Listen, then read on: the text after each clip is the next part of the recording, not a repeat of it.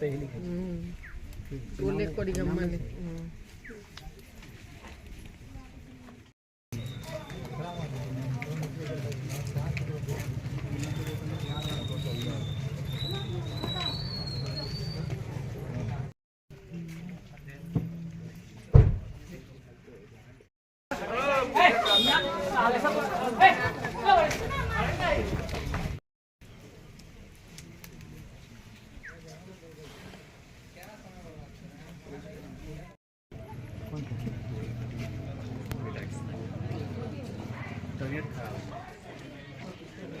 गजपति गांव में एक युवक को सरेआम जिंदा जला देने की खबर सामने आ रही है। बात तो सही है, जिंदा जला हुआ व्यक्ति है। हम तो हैं 3-4 घंटे से यहाँ पर, 10 बजे के आसपास हम लोगों को भी खबर हुई, 9 बजे तो आए हैं। ये लड़का थोड़ा सा मानसिक रूप से बीमार तो था ही, लेकिन बाकी कोई दिक्कत नहीं था। अब जानकारी हुआ है कि शाम में कुछ झगड़ा लड़ाई भी हुआ था चौक चौराहे पर, और उसके बाद आया तो अब पता नहीं कैसे हुआ, लेकिन जिंदा तो जला दिया गया। ये तो निर्मम हत्या है और इस तरह की घटना समाज में नहीं होनी चाहिए। ये तो बहुत ही दर्दनाक मौत है। किसी भी आदमी को अगर लड़ाई झगड़ा भी हुआ तो इस तरह की घटना नहीं होनी चाहिए। मारता इससे पहले भी इसको बांध के लोग मारा था। पिछले बार बैसाख के महीना में खेत में आग लग गया था तो लोग इसी को दोषी माना और ये आके खुद भी एक्सेप्ट किया था कि हम आग लगा दिए। लेकिन उस समय भी हम आए, जानकारी हुआ कि बांध के रखे हुए, तो हम आए और चौकीदार थे, उनके सामने में खोल करके इसको लेके अपने घर पर 3-4 दिन रखे थे, इलाज करवाए, फिर ठीक हो गया। ये अपना आराम से रह रहा था। अकेले इनकी पत्नी की भी मृत्यु हो चुकी है, वो कैंसर हो गया था। इनकी पत्नी भी मर चुकी है, बाल बच्चे नहीं हैं और परिवार में और भाई लोग हैं, भतीजा लोग हैं। लेकिन बगल अगल में रहते हुए सब लोगों के सामने में अगर दिन दहाड़े इस तरह से जिंदा जलाना, समझिए जो सोचने पर विवश करता है। इस तरह की घटना मैं फिल्मों में देखती थी, पहली बार यहाँ समाज के बीच में देख रहे हैं। क्या लग रहा है पिछले दिनों जिन लोगों से इनकी आपसी झड़प हुई थी उनका ही हाथ हो सकता है क्या इसमें? हो सकता है, मे बी पॉसिबल, क्योंकि जिससे झगड़ा हुआ है वही लोग जाने की क्या हुआ है। कुछ सुन रहे हैं कि जमीन भी बिका है इसका। इनके पिताजी का कहना है कि पिछले 8 दिनों पहले जो है 8 कट्ठा जमीन प्रति कट्ठा 1 लाख रुपए के आसपास बेचा गया है, जिसकी जानकारी उनको नहीं है ज़्यादा कि पैसे कहाँ गए, किसके पास थे, पैसा मिला या नहीं मिला, या पैसे की लेन देन के कारण झड़प हुई। पैसा तो नहीं मिला है। ये हमको यही के लोगों से अभी सूचना मिली है कि जमीन रजिस्ट्री तो ये करता था, लेकिन लोग इसको खिला पिला करके और जमीन लिखवा लेते थे। तब तो ये भी पता चला होगा कि किन लोगों का हाथ है, किन लोगों ने जमीन लिखवाया था। ये हम नहीं कह सकते, हमको जानकारी नहीं है कि कौन कौन लोग जमीन लिखवाए। पिताजी ने 2 लोगों का नाम बताया है, वो लाइव वीडियो में है।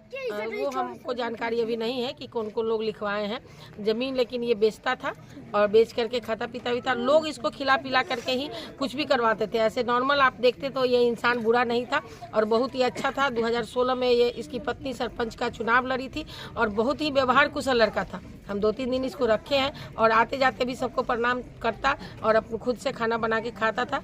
इसमें कोई दिक्कत नहीं था, ऐसा भी बुरा नहीं था। बहुत सारे पागल लोग भी हैं जो पागल खाना में रहते हैं, हॉस्पिटल में रहते हैं, उनका इलाज होता है। ये भी नहीं था कि ये बहुत लचरे हुए इंसान थे, इनके पास संपत्ति था, ये किसी हॉस्पिटल में रखवा सकते थे। इनके पिताजी जीवित हैं अभी और उनका दायित्व बनता था कि अपने बच्चे को हॉस्पिटल में रखे या कहीं उस तरह के आश्रम में रख दें या पागल खाना में ही शिफ्ट करा दें, तो वहाँ भी अगर होता तो जिंदा होता। लेकिन इस तरह की हत्या से समाज में लोगों का मनोबल बढ़ता है। इस तरह की घटना करने वाले लोग अगर अभी बच जाएंगे, फॉरेंसिक टीम भी आई हुई है, हम आए तो थाना प्रभारी को भी फ़ोन किए, बड़ा बाबू भी आए हुए हैं और टीम भी आई हुई है, पूरा बारीकी से उसकी जांच कर रही है और निश्चित है कि उसको इसकी सज़ा मिलेगी। जो लोग भी इस हत्या में शामिल होंगे उन लोगों को इसकी मतलब सज़ा मिलनी चाहिए।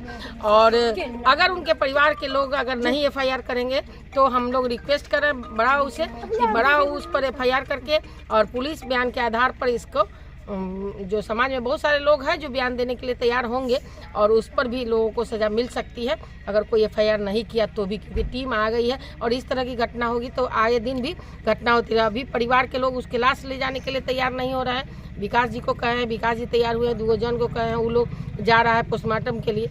जब इस तरह की स्थिति समाज के बीच में होगी तो फिर समाज में और हॉस्पिटल में कोई अंतर नहीं। हॉस्पिटल में भी कोई किसी को देखता है गिरते हुए पड़ते हुए तो उसको उठा के ले आता है। ये तो समाज के बीच में, और ये घटना बहुत देर का नहीं होगा। 8 बजे, 9 बजे, 11 बजे हम लोग भी सोते हैं, 10 बजे भी अगर हुआ होगा तो अगल बगल के लोग कैसे नहीं सुने, कैसे नहीं जाने। मुखिया जी, घनी आबादी का क्षेत्र है, यहाँ पर आसपास में घर भी है एकदम और इसी निश्चित रूप घनी आबादी में एक पोल से बांधकर जैसा प्रतीत हो रहा है एकदम दिख रहा है, कि दिख रहा जला दिया गया, चीखे चिल्लाए होंगे, लोग को आवाजें भी पहुंची होंगी। निश्चित रूप से। तो क्या लगता है, जो जैसे फिल्मों में लोग जो सुनते हैं, एकदम देखते हैं, हिंदी फिल्म का जो कहानी है, पहले बचपन में हम लोग देखते थे, जो दिन दहाड़े गांव में गया और लोग मार दिया, तो उस तरह की घटना हुई और कोई लोग उसको बचाने नहीं गया डर के मारे, चाहे जो भी हो, तो जिस कारण से भी हो, लेकिन लोग उसको बचाने भी नहीं। कोई लड़ाई होता है तो 5 आदमी उसको हटा देते हैं, लेकिन इस तरह से नहीं होनी चाहिए था। ये एकदम शर्मनाक है समाज के लिए। इससे बुरा तो कुछ हो ही नहीं सकता है कि आज उसके घर के परिवार के लोग कोई उसको पोस्टमार्टम के लिए नहीं ले जा रहे हैं, उसको 5 रुपया नहीं है जो हम लोग दिए हैं कि हम अभी आपके सामने में आप देखें कि लेके जाइए उनको, कम से कम पोस्टमार्टम करा के लाइए। नहीं कोई करेगा तो हम लोग उसका दाह संस्कार करेंगे। मतलब इस तरह की परिस्थितियाँ अभी दिख रही है कि घर परिवार के लोग भी घर के अंदर में बंद हो गए हुए हैं और कोई निकल के सामने नहीं आ रहा। तो ये परिस्थितियाँ नहीं होनी चाहिए।